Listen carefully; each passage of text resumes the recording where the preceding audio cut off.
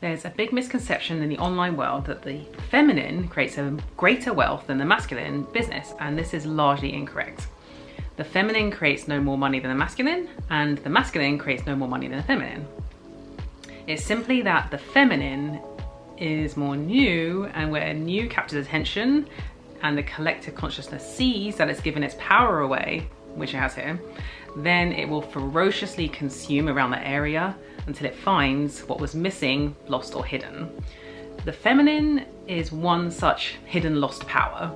And so when the feminine state of being is witnessed expressively and creatively, it's really attractive. And the collective will look for ways to call that energy back.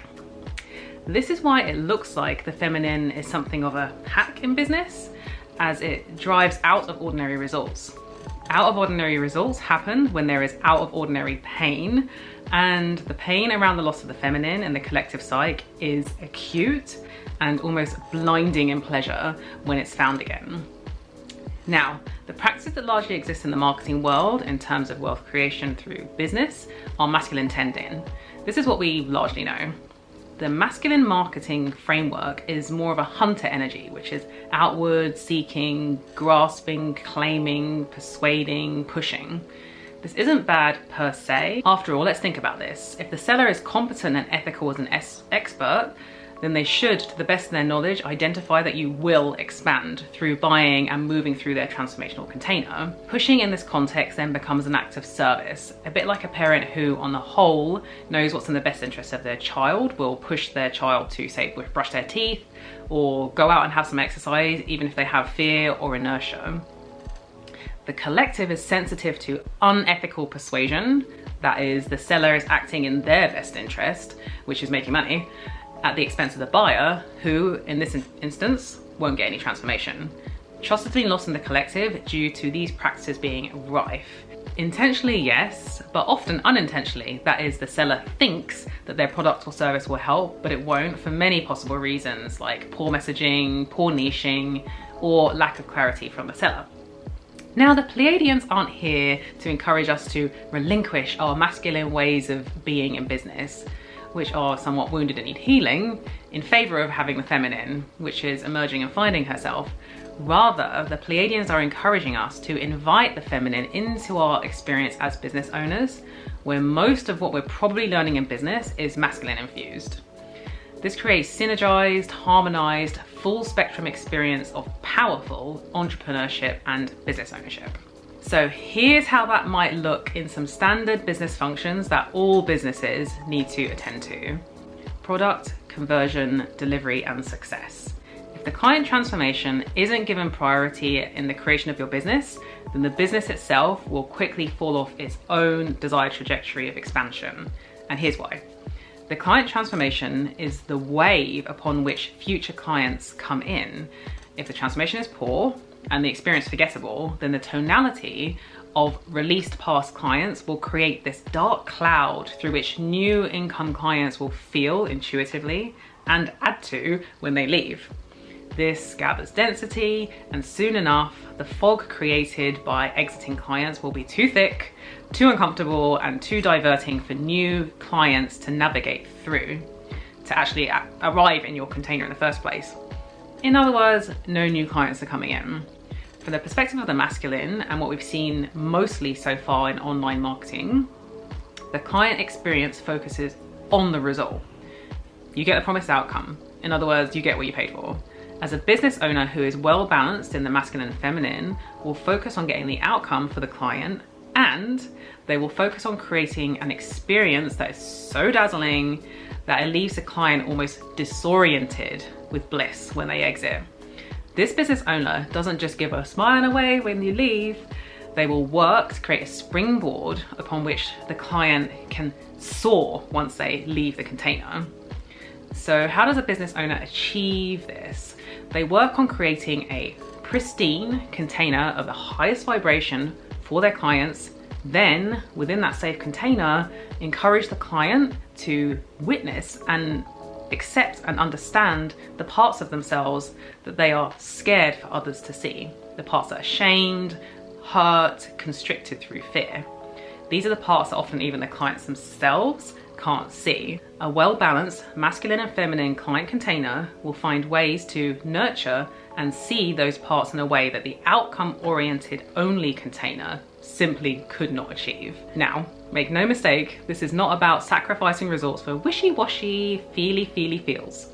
It's seeing where a person has sacrificed their own power and calling it back with love and nurture, which would have been lacking in all of the previous times that the client tried to make this change that they came to you for. It's an artful, skillful relationship of infusing both outcome-oriented promises, so the masculine, and holding the person in community, even if it's just the two of you one-on-one, with deep loving and seeing while they release the pains and grief that had always stopped them from being the person who could achieve those desires that they have. So the feminine crafts the environment, the chrysalis, the incubation space, whatever you like, to foster the client transformation.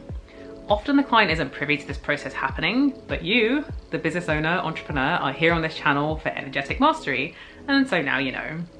The invitation as a business owner is to see beyond the measured outcome and bring the heart of the client into the equation, their beautiful, subtle, complex, wounded heart, and hold them in that space with no expectation of change. The feminine sees, the masculine figures out, which is why he's always looking for a deeper answer, which means he often misses what's in front of him clear as day. The feminine sees exactly what is there as it is and holds in care, love, and nurture when she's in her power. So if we circle back to that density fog we spoke about that gathers around the exit space, around get the job done containers, the converse of this would be a pristine, synergized, feminine polished container. The clients actually add to the brightness and luminosity of the container, product, or service when they exit. Energetically, it can be quote unquote seen from afar in the marketplace, which means you reach more clients and you don't know why. So always consider the heart of your client as you're creating your containers. This is the last thing they think about when they're in pain, looking for a solution to get them from where they are to where they want to be. Yet, energetically, they're calling out for it. And when you infuse it powerfully into your client transformation, you turn your container into a beacon for more clients. So let's talk about invitation, leads, and lead nurturing. The feminine's all about being the invitation. She welcomes in. So consider a flower in bloom. A flower doesn't go out and search for a bee to ask to be pollinated. Instead, the flower shines bright, bold, and beautiful as she can where she is, given the resources that are at her disposal. Awareness of available resources is largely missed by the feminine collective. It's not about overstretching yourself here. It's about reaching the boundaries of what feels possible and then energetically stretching your neck over, but keeping your body within the boundary confines protected. So ask yourself as a business owner, how might you stretch the edge of your expression and then peek your head over, have a look at what your next iteration of expression might look like. In other words, moving your boundaries outward over time and quote unquote expression instances. So your expression comes through your clothes, hair, makeup, writing, art, photography, words, expressions in your body, and millions more types of expressions like that. What are you available to show the world at the edge of your expressive boundaries, not beyond, and not right at the center where you feel safe and untouchable by harm? At the edge, the worst that can happen is that you'll be grazed by harm, but your core will remain safe. So practice in this way and you'll start to embody higher levels of your feminine essence in your beingness. So how is all of this calling in leads? Well, most people are at the center of themselves. They don't want to explore around the boundaries of their expression, but they are trapped, or at least they feel trapped. When they see others doing it, so in other words, you as a business owner showing up, grounding deep into your message and expressing it with unbefore-seen feminine flair, it's enticing because firstly, it signals to them that it's safe to do this for themselves. So you didn't die expressing your feminine, so it must be okay. A belief rooted in fear starts to break down. Secondly, they really want to do it anyway, calling back our feminine power, remember? So they just need an appropriate permission, and you in your expression have just provided the permission that they've been looking for unconsciously. So you broke a belief to a behavior that they want to do for themselves but hadn't given themselves permission to do. In other words, you expressing your feminine is freeing your prospects and clients. Your exploration of your boundaries and stretching your boundaries safely frees others. You may not realize it, but despite what anyone may say consciously, we're all here to liberate ourselves on a human and spiritual level. We're freeing ourselves from ourselves. If you give permission to your prospects and clients to free themselves, you automatically become attractive to those prospects and clients as they are looking to be freed in that exact same way. These are the energetics that are at play. So let's talk a little bit about business operations. Some basic examples of business operations are marketing funnels, customer data and email management, money collection and management, employees, freelance KPIs, client success, data reporting on all of these, and using all of that to evaluate the current state of the business to make an executive decision about where to move next. Now, all of this, hope that wasn't too boring, sounds very masculine, but in essence it isn't. It's only engaged with in a manner which fits the masculine way of being. So linear, straight, target and data driven, outcome and achievement oriented. Is masculine the only achievement oriented energy in the whole universe? No.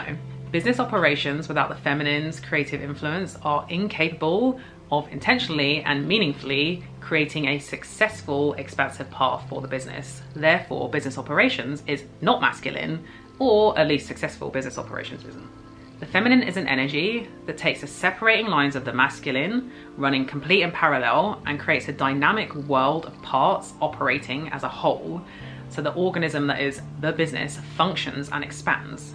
She allows the customer relationship aspect to speak to the lead generations aspect, so the appropriate language is used in copy. She allows employees to sing cohesively to a shared vision and creates a culture that drives creative bottom line efforts. She paints a creatively expressive picture from data and reports from all the relevant areas of the business and feeds them into a cohesive plan that takes informed, meaningful actions that help the business grow. Her internal drive for a strong, nurtured community of parts means that no area is left behind or unthought of as you're building the business. The masculine, when working alone without the feminine, creates weakness, or at best, a lot of hard, difficult work, while he attempts to pull every single separate aspect along on his own, inevitably leaving parts behind, causing inefficiencies and challenges that seem impossible to fix because he continues to apply more linear thinking and energy into the same weakened framework. When the feminine is allowed to weave her lattice through the masculine lines of business operation, he creates a structure and stability, and she creates meaning, intentionality, efficiencies, and together they create strength in the whole operation. This is how the feminine infuses powerfully into seemingly masculine areas of business such as operations. Now, upsell, resell, and customers for life. Many masculine infused brands obsess over client loyalty. The word competitors and competition is used continually, regularly, and strategies are created for diverting customers away from brands that have similar offers. What's the feminine's take on the thing that has your prospects and clients coming back to you and never going to others outside of you for a similar service because you are the only choice? Well, first of all, competition isn't a word that feminine largely understands in her most sovereign state. She seeks out play for growth, yes. She seeks out circles, hubs, growth spaces in a collective way, but she is generally of the mind that the whole is better than the sum of its parts. And so the feminine is looking out continuously for collaborative efforts when operating in the marketplace. How she stands apart is through shining her light so brightly and embodying herself so deeply that she simply doesn't notice others enough to reach a place of sustained jealousy or competition. It's only the feminine in fear who starts creating separation from others, deliberately trying to outshine others and naturally doing it because she just loves herself and her expression so deeply. There's no room for self-doubt and crunching yourself down as an embodied, balanced, feminine-held business owner. The feminine side of them is too busy trying to practice and play with how to outshine who she was yesterday. When she sees others shining brightly, she witnesses them, she sees their grandeur, but it isn't allowed to mean anything about her own brightness. Now, of course, all of this sounds like it's an ideal world, and we don't live in an ideal world. So what would the Pleiadians share with us here to translate this for the average business owner? Self-reflection. Continuous self-reflection. Watch your own videos, look at your own feed. What did you love? What would you improve on? What did your prospects and clients love? If this isn't clear, ask them. So do some polls and send some emails. How can you outdo who you were yesterday? Others are no more than inspiration for your own expression, not a reason to not bother. And so there you have it. Not a way to create a feminine business, but to infuse more feminine essence and energy into your business so that the sum of all of your energies, masculine and feminine, is more powerful. Shine your brightest, reach your boundaries of expression, do not go beyond, but stretch your neck over and peak to gather data, to go back and decide if now is the time to move your boundaries of expression further out. Once fully expressed and the business is expanding with a validated product that serves, create an experience that meets and ideally exceeds client expectation in its foundational promises, and then call in what your clients weren't expecting, the real thing where the real transformation is held, the holding of their heart and the seeing of their pain and power loss. In other words, what really led them to your container in the first place. Hold the door open to your clients claiming their power back through creating a pristine, high vibe space so that they feel safe to do so. Your container, program, product experience over time then becomes a beacon of light in a rather dull, saturated marketplace.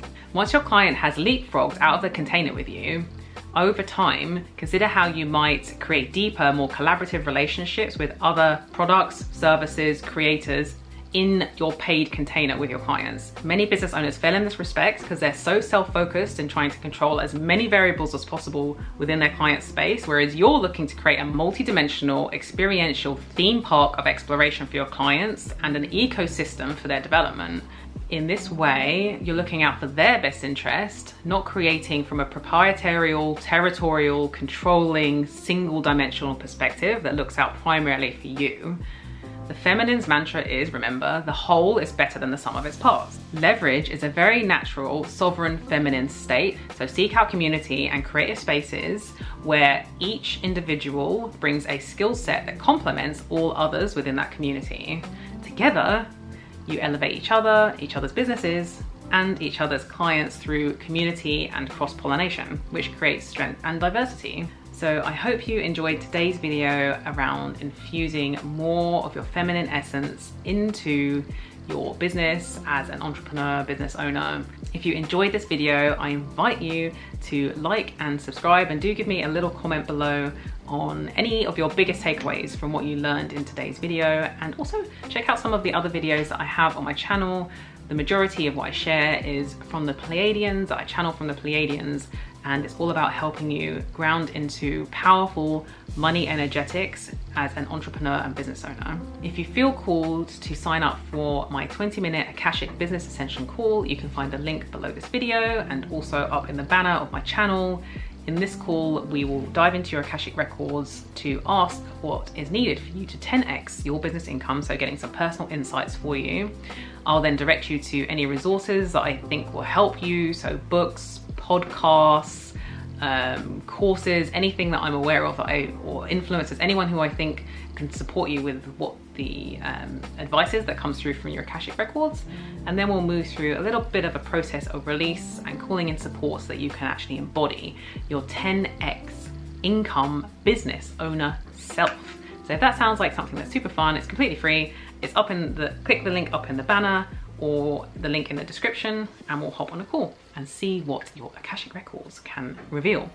Thank you so much for tuning in to today's video, and I will see you in the next one. Bye.